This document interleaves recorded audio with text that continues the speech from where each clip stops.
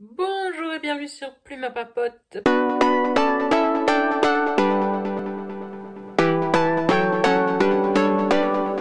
Pour ce quatrième summer vlog, toujours au même endroit, je pense toujours à vous prendre quand je suis assise dans mon canapé.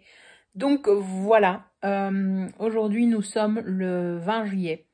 C'est jour de deuil national ici en Belgique suite aux inondations qui se sont passées la semaine passée.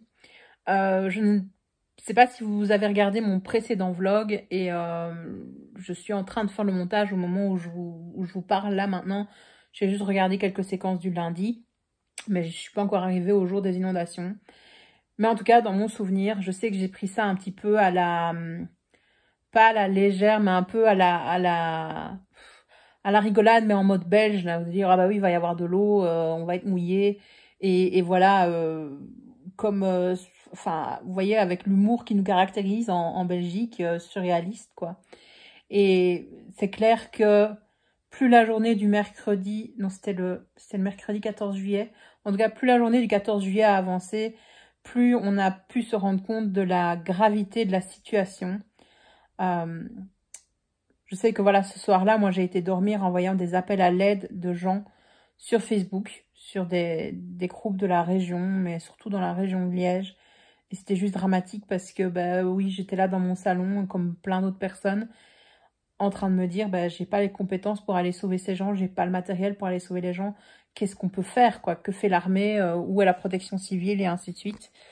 Euh, Bref, ça a été vraiment dramatique et je pense qu'on est tous choqués ici en Belgique de ce qui s'est passé, des disparus, des morts et des dégâts maintenant et de l'après. Donc ça n'a pas été une semaine hyper sereine hein, la semaine passée.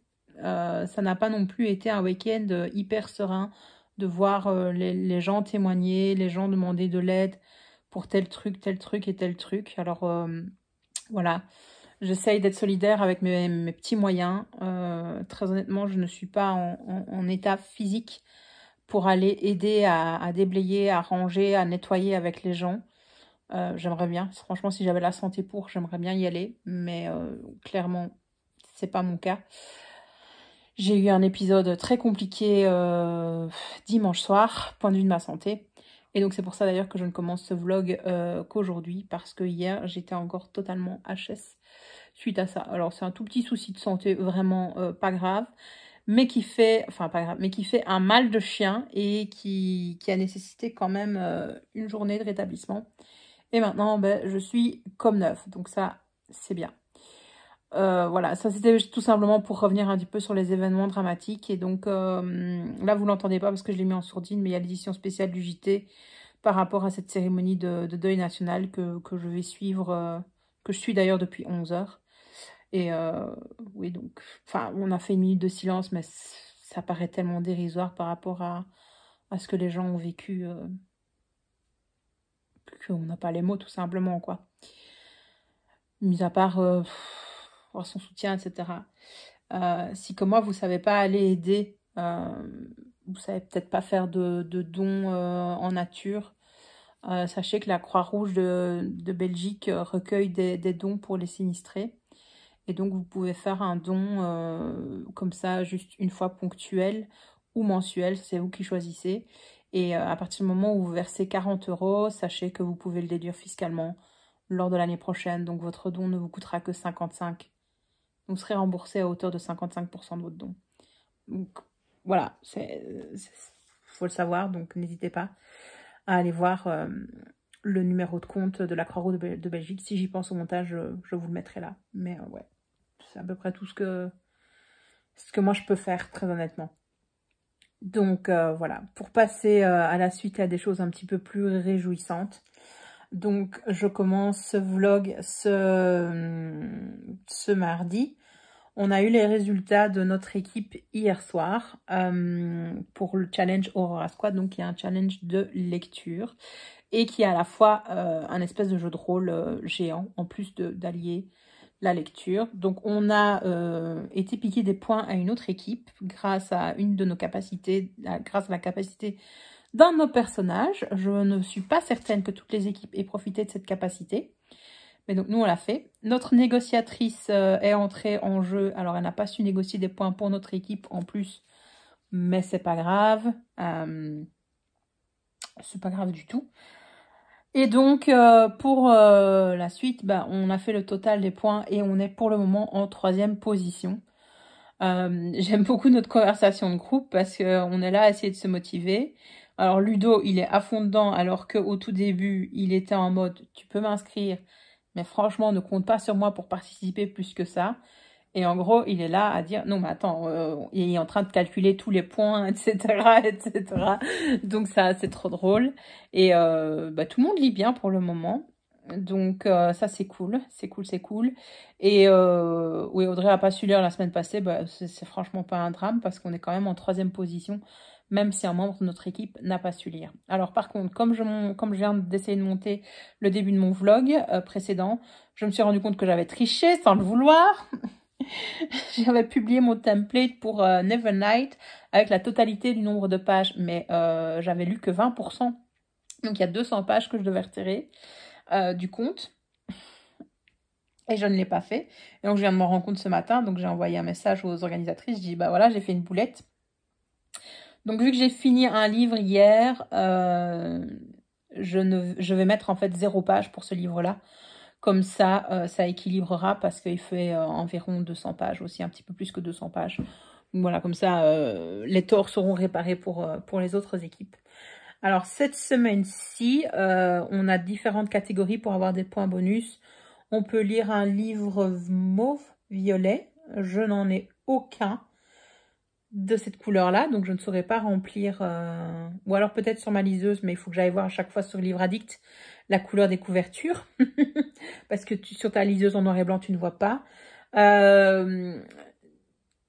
Lire une romance, lire un livre avec un personnage racisé, lire un livre avec un oiseau sur la couverture et je sais plus quoi d'autre. Ah oui, Disgrâce, voilà. Et en fait, le livre que j'ai lu hier correspond soit à Disgrâce, soit à romance. Donc, je vais voir dans lequel je mets. Il faut être stratégique, il ne faut pas remplir ces templates tout de suite. Vous avez un bouquin qui peut convenir pour 2, tu attends de voir comment ta semaine se passe. Et donc j'étais là en mode, qui est-ce que je vais lire, quoi. Et en sachant que j'avais envie de continuer à lire de la fantasy après Nevernight, mais j'ai pas le tome 2. Mais j'ai ce livre depuis des mois dans ma pile à lire, si pas des années, et c'est Robin Hood. Donc Le Fou et l'Assassin, le tome 2. Et j'avais oublié qu'il y avait un oiseau dessus. Je me suis dit, c'est pas grave, je vais lire celui-là en espérant qu'il y ait peut-être romance, personnage racisé ou je sais pas quoi, que j'arrive à l'intégrer dedans. Mais il y a un oiseau, donc voilà, c'est parfait. J'adore. J'ai lu 2 chapitres ce matin. Je l'ai commencé ce matin. Et donc, si vous connaissez pas la saga de l'assassin royal de Robin Hood, il faut que vous découvriez cette saga. Ici, on est des années plus tard. On est au 3e ou 4e âge, je pense même. Donc, voilà. Mais en gros, je vous donne le résumé du tout début de l'aventure, donc du premier tome de l'assassin royal. On suit un jeune garçon, Fitz, qui est le bâtard du prince héritier, chevalier. Et donc Fitz, c'est comme Jon Snow, vous voyez, ça veut dire bâtard. Et donc il vit avec sa maman, mais il s'en souvient pas. Et on va le voir arriver dans le château de Castelserre, où la famille de sa maman l'abandonne et dit, voilà, la mère est morte. Nous, on peut plus s'occuper de ce bâtard, donc vous débrouillez avec. Alors, il va avoir bien entendu une place compliquée à la cour du roi, qui est son grand-père, mais qui ne peut pas le reconnaître officiellement, puisque Chevalerie est décédé. Donc, Fitz ne rencontrera jamais Chevalerie. Et ils ont quand même... ils vont essayer de lui trouver une utilité, en fait, à cet enfant dont personne ne veut. Et l'utilité, ça va être qu'il va devenir l'assassin du roi. Alors pour ça, bien entendu, il y a tout un apprentissage à faire. C'est pour ça que ça va s'appeler l'apprenti assassin. Et ainsi de suite. Donc on a un premier âge, un deuxième âge. Entre-temps, vous pouvez lire la saga des... Comment ça s'appelle cette saga? Les Marchands de Terryville, quelque chose dans le genre. Je ne sais plus exactement comment elle s'appelle. Je l'avais aussi adorée. Et puis il y a les anciens, en plus que ça c'est une saga que je n'ai pas lue, et puis vous retombez à nouveau sur le fou et l'assassin, en sachant que le fou c'est un personnage totalement énigmatique. totalement génialissime de Robin Hobb et Fitz aussi. Donc voilà, là on le suit en fait, le Fitz, il a 60 ans hein, dans cette ultime saga. Enfin, je ne sais pas si ce sera l'ultime saga, parce que chaque fois tu crois que c'est la fin, mais Robin Hobb te sort un truc avec ce personnage-là. Ce qui m'arrange très très bien, parce que c'est une écriture, c'est une plume et c'est une saga qui me suit depuis mes 17 ans. Cette saga donc du fou et l'assassin me suit depuis mes 17 ans, quand j'ai commencé mes études à l'université, donc début 18, hein, on va dire ça comme ça. Et franchement, j'adore. Donc, c'est une très belle plume, hein, Robin Hobb. C'est pas piqué des vers. C'est vrai qu'il y a certaines utilisations de temps, etc. C'est pas pour des lecteurs peu confirmés, j'ai envie de dire. Mais d'un autre côté, ça peut franchement vous aider, hein, justement, à développer votre vocabulaire et ainsi de suite. Mais elle a une imagination de dingue. Et je trouve que c'est beaucoup moins sanglant que le trône de fer, c'est beaucoup moins contemplatif aussi. Il y a un petit peu plus d'action, même si c'est quand même de la fantaisie traditionnelle, on va dire. Donc voilà, n'hésitez pas à vous lancer là-dedans. Moi, en tout cas, je ne le regrette pas. Et je sais que dans l'équipe de mon squad, ma cousine Salomé adore également Robin Hobb. Elle l'a découvert plus tard, mais par contre, elle les a bouffés, ces livres. Hein. Je suis là, pardon, t'as lu tout ça? Moi, il m'a fallu des années pour les lire. Et je sais qu'elle n'arrête pas de me dire, je peux te prêter le 3e tome. Je lui dis, c'est très très gentil, mais je vais aller me l'acheter parce que j'ai tous les tomes de l'Assassin Royal. Donc voilà, le seul regret que j'ai, bah, c'est que c'est en grand format, donc c'est assez lourd. Mais ils sont beaux. Et quand je vois mes anciens tomes en poche de la saga, parce qu'au début, enfin, ils publiaient en découpant tout, maintenant il y a des intégrales. Et les couvertures étaient ultra moches quand je vois les belles couvertures qu'ils ont maintenant. Je me dis, oh, je revendrais bien cette vieille édition-là et me racheter les intégrales maintenant. Mais j'ai pas le courage de prendre tout ça en photo, de mettre tout ça en photo sur Vinted d'un autre côté. Et puis il y a cette façon aussi de se dire, ah, je les ai lus quand j'étais adolescente, enfin fin de mon adolescence, début de ma vie d'adulte. Donc voilà. Voilà. Je crois que c'est à petit peu près tout. Donc voilà le livre que j'ai prévu de lire pour cette semaine. Je ne sais pas si j'aurai le temps d'en lire un autre, mais si j'en lis un autre, je pense accomplir le thème personnage racisé avec Jubilé de je ne sais plus qui, que j'ai acheté l'année passée.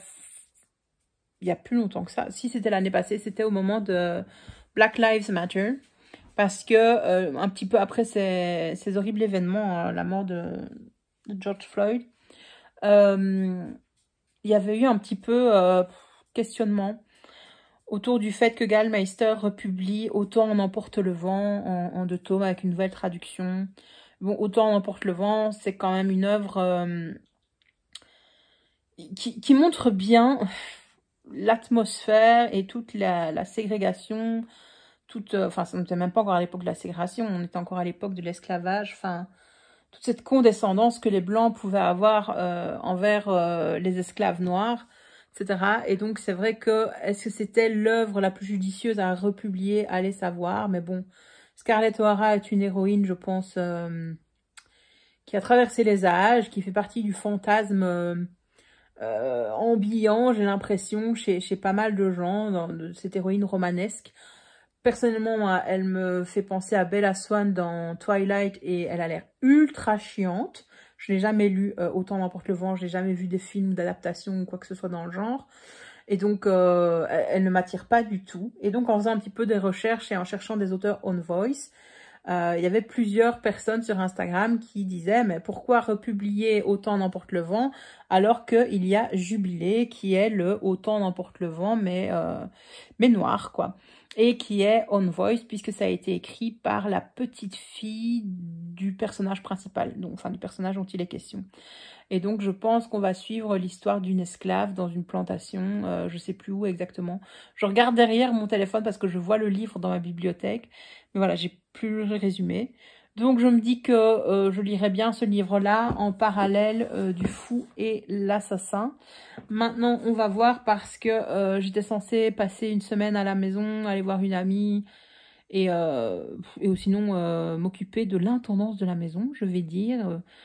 Mais mon amie Audrey va débarquer aujourd'hui et donc on va voir un petit peu ce qu'on fait, si on reste juste à la maison tranquille, peinard sur la terrasse, ou si on fait quelques petites choses, quelques petites promenades, enfin bref, je sais pas, on verra ce qu'on fait. Mais donc forcément quand il y a quelqu'un, enfin je vais lui parler, vous voyez, plutôt que de lire tranquille dans mon coin. Même si quand on est ensemble, on lit quand même beaucoup, elle et moi. Donc on se ménagera des moments de lecture. Bref, on verra bien. Et voilà les petites nouvelles. Donc voilà où j'en suis point de vue de mes lectures et de ce que j'ai envie de faire cette semaine. Bref, je vous laisse et je vous retrouverai très probablement... Je vous laisse et je vous retrouve très probablement demain pour vous tenir au courant des lectures, du défi du Aurora Squad Challenge et ainsi de suite. Bye. Je vous ai totalement abandonné les petits gars. On est jeudi... Oui, on est le jeudi 22. Et je ne vous ai plus pris depuis le début de la semaine. Ce vlog est totalement décousu. Au point même que j'étais en train de me dire je vais l'abandonner. Mais non, écoutez, je vous refais une petite séquence maintenant.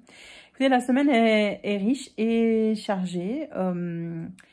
Donc, j'ai oublié de vous dire que lundi, j'avais lu sur ma liseuse, ma très chère liseuse qui avait pris l'eau, si vous vous souvenez, dans un épisode récent. Donc, que j'ai lu le roman de Kim, je ne sais plus le nom de l'autrice, Elving, quelque chose en genre, mais de toute façon, je vous mettrai la couverture ici. Et donc, ça s'appelle Brut, et je l'avais lu sur les recommandations de Toshokan TV, donc Eric, qui en avait fait une publication sur son compte Instagram et qui disait que c'était vraiment un conte qu'il appréciait, un conte doudou, etc. Je comprends totalement ce qu'il veut dire. Donc c'est dans un univers médiéval et on va retrouver Brut qui a été un enfant orphelin que son village n'apprécie pas du tout parce qu'il est spécial physiquement, etc. etc. Et donc voilà, il est fort délaissé, il n'a pas d'amis, il n'a pas de famille qui est aimante. Et un jour, il va accomplir un acte héroïque qui va lui permettre d'être avec la famille royale, enfin dans le sens de servir la famille royale. Et à partir de là, son destin va en être changé. C'est un livre que j'ai bien aimé. Voilà, c'était une petite lecture, c'était exactement ce que je voulais. Et donc ça, c'était vraiment cool. Donc, et ce qui tombe bien, c'est que ça rentre dans une catégorie du challenge Aurora Squad. Par contre, le nombre de pages ne va pas me rapporter de points parce que j'avais oublié d'enlever des nombre de pages de la semaine précédente sur ma lecture de Nevernight et c'est en montant le vlog que je m'en suis rendu compte. Très très douée la fille. Voilà. Ensuite de ça, je suis passée à la lecture du Fou et l'assassin de Robin Hobb. Je voyais la couverture grise dans ma bibliothèque derrière moi et je n'arrêtais pas de me dire j'ai envie de le lire, j'ai envie de le lire. Ça fait trop longtemps que j'ai pas lu du Robin Hobb. Ça ne va pas rentrer dans les défis qui sont proposés cette semaine pour le Aurora Squad Challenge, mais tant pis. Et en fait, en sortant le bouquin de ma bibliothèque, j'ai vu qu'il y avait un oiseau dessus. Et c'est un des défis de cette semaine. J'étais là, yes, yes. Et écoutez, j'avance bien. Je suis pas encore à 50%, je pense pas, mais bien à 40%. Et à chaque fois que je vous parle de Robin Hobb, ben, c'est un plaisir hein, de retrouver sa plume. Donc, j'adore, j'aime énormément. Mais je ne peux pas vous parler de l'histoire puisque déjà, c'est un deuxième tome. Et c'est une saga très, très, très, très, très longue. Donc... voilà, mais là, ça sent royal. Si vous voulez lire de la super fantasy, allez-y, ça va être votre truc. Donc voilà, pour le Aurora Squad Challenge, on ne sait pas trop où on en est pour le moment. Enfin, on sait qu'on a fait une 3e la semaine passée. On n'est pas trop mal. Ludo est à fond dedans. Mon squad est quand même pas mal dedans. Ludo motive les troupes, donc ça, c'est cool.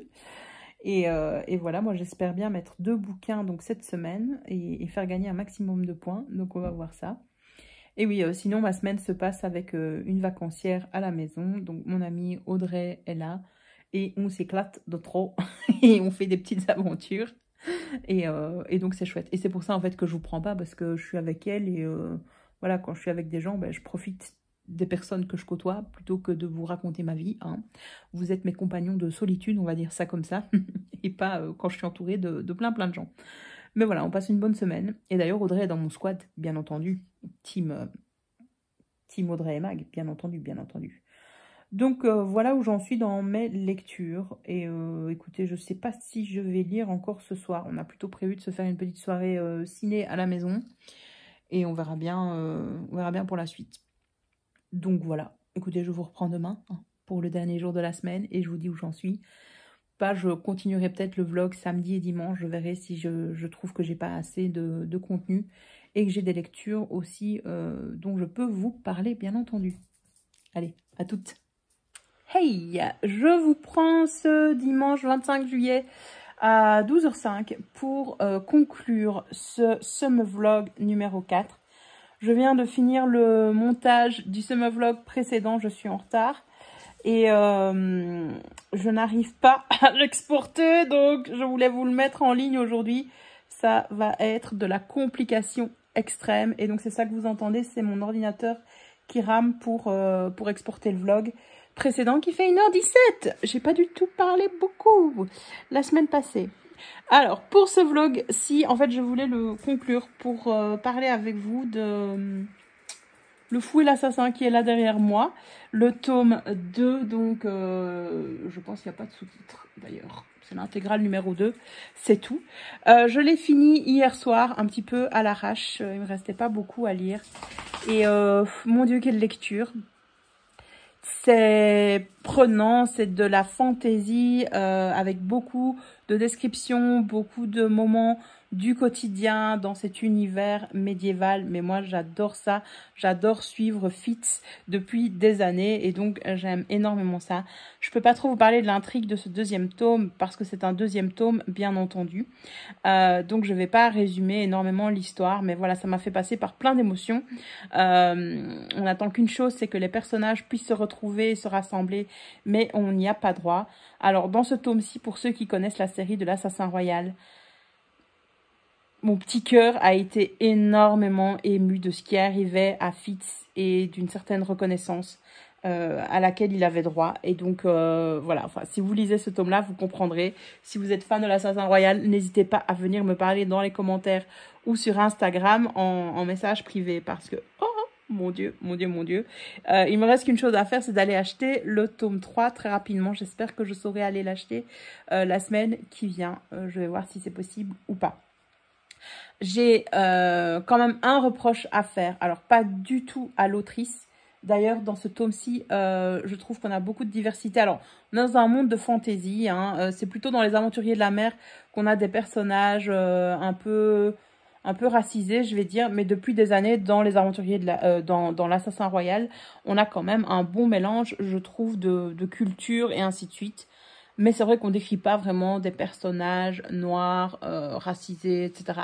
Donc ça, voilà. Mais bon, on est dans un univers fantasy. Par contre, ici, on renoue vraiment avec des personnages, on va dire, gender fluid. Alors, ils ne se définissent pas comme ça, bien entendu, puisqu'on est dans un univers médiéval et ainsi de suite. Mais on a deux personnages qui s'habillent parfois en homme, qui s'habillent parfois en femme, sans qu'on ait plus de détails là-dessus. Et voilà. Et donc, le personnage principal réagit par rapport à ça, se remet en question et ainsi de suite. Et voilà, j'ai apprécié cette diversité, même si elle est quand même assez minime, on va dire ça comme ça. Là où j'ai un reproche à faire, c'est pas du tout à l'autrice, c'est pas du tout sur le scénario, c'est pas du tout sur les personnages et ainsi de suite. C'est sur la maison d'édition. Donc Pygmalion, c'est une maison d'édition que j'aime relativement bien, je vais dire. Le seul souci pour moi, c'est qu'ils font des grands formats et ces grands formats sont hyper lourds. D'ailleurs, je les aime bien parce que j'avais gagné cette intégrale grâce à eux, là, de J.R.R. Martin, que j'ai jamais lu tellement elle est lourde, tellement c'est écrit sur du papier fin. Et donc là, avec Le Fou et l'Assassin, ben, ce livre était très lourd. J'ai eu très mal aux mains à force de le porter. Alors, c'est pas du co-livre. C'est mes mains qui sont faibles. Hein. J'ai très mal aux mains. Enfin, très mal. J'ai mal aux mains. J'ai des douleurs dans les mains de ma façon très régulière dès que je fais la moindre petite chose. Et cette semaine-ci, je les ai pas mal sollicitées, mes petites mains de bébé potelé. Et là, en plus, à porter le livre, je l'ai senti passer, mais je voulais savoir ce qui allait se passer à la fin. Donc, voilà, j'ai fait tout pour savoir ce qui se passait, etc. Maintenant, plus j'ai avancé dans ma lecture, plus je suis tombée sur d'énormes coquilles. Enfin, moi, ce que je considère énorme, parce que c'était des mots qui avaient été corrigés, je pense, par le correcteur orthographique. Et donc, la phrase n'avait plus de sens. En tout cas, ça arrivait une fois, la phrase n'avait plus de sens. Et 2-3 fois où, en fait, on savait déduire le sens de la phrase grâce au contexte, mais il y a eu une fois où je ne sais pas du tout par quoi ça a été remplacé, enfin, pour ce que ça remplace, ce que ce mot-là remplace. Et ça s'est vraiment passé dans le dernier quart du livre, j'ai envie de dire. Alors, sur un bouquin énorme comme ça, je peux comprendre qu'en effet, il y ait des petites coquilles qui passent, mais ça veut dire qu'en fait, donc, la fin du livre a été bâclée, malheureusement, dans le travail d'édition, de correction. La traduction, pour moi, était constante, mais voilà, il y a eu un problème de relecture. Donc, ça pose quand même question, parce que c'est un bouquin que j'ai acheté plus de 25 boules. Alors, j'en ai eu pour mon argent, hein. Il m'a duré des heures, il m'a duré toute la semaine pour que je le lise. Mais quand même, c'est assez décent d'une maison d'édition aussi prestigieuse que Pygmalion d'avoir des coquilles comme ça, je trouve. Personnellement, surtout quand tu achètes ton bouquin, que tu te fais un plaisir de lire et que tu es gêné dans ta lecture à cause de ces coquilles. Quand c'est une toute petite faute, que ça arrive une fois, voire deux, je dis voilà. Et puis, il y a des maisons d'édition où je serais un peu plus OK aussi. Par exemple, une petite maison d'édition, une micro-maison d'édition, où je sais qu'ils n'ont pas les ressources et le personnel pour. Voilà, c'est quelque chose que je vais admettre beaucoup plus facilement. Donc, un peu mitigé, j'ai envie de vous dire, mais voilà. Voilà pour ça. Mitigé sur vraiment ce travail de la maison d'édition, hein, pas du tout sur l'autrice. Comme je vous ai dit, je vais aller acheter le 3e tome cette semaine et j'espère... Bon, je ne lirai pas la semaine qui vient, je n'y crois pas du tout. Donc, voilà. Alors, très honnêtement, pour le prochain Summer Vlog, donc ce sera le numéro 5, je ne vais pas le commencer demain, lundi, parce que j'ai encore de la visite à la maison. Ma filleule vient en vacances, et donc je pense que j'aurai pas l'occasion de vous filmer des petites séquences pour vous tenir au courant de mes lectures. Déjà, je ne vais pas avoir autant de temps pour lire. Le but, c'est de passer du temps avec elle. Donc, même si elle aime lire, elle ne lit pas des heures et des heures d'affilée comme moi. Hein, quand moi, je lis autant. Donc, on va faire des choses ensemble. On va faire on va s'amuser. Le but, c'est de passer du temps ensemble. Et donc, je vous reprendrai, je pense, après son départ. Et vous aurez un vlog sur la fin de la semaine. J'espère que je vais savoir exporter tout ça et celui-ci aussi parce que ça rame sa mère. Donc, je pense qu'il y aura un petit décalage dans la publication de mes vidéos. Mais bon, ce vlog-ci, je pense, est plus court. Je l'espère, je croise les doigts. Je n'ai pas encore aligné les séquences sur mon ordinateur, mais j'ai un peu peur quand je vois le précédent. Je vous remercie en tout cas de suivre mes vlogs quand même avec pas mal d'enthousiasme parce qu'on est à une centaine de vues, un peu moins d'une centaine de vues en moyenne. Sur des vlogs où, comme je vous le rappelle, on ne voit que ma vieille tête de booktubeuse en gros plan en plus. Donc, un grand merci à vous pour les commentaires et ainsi de suite. Et je vous dis donc un grand merci pour tout ça. N'oubliez pas de vous abonner à la chaîne parce que là, on est encore à un nombre par rond. J'avais atteint les 525 abonnés. J'étais là. Génial, mais on n'y est plus.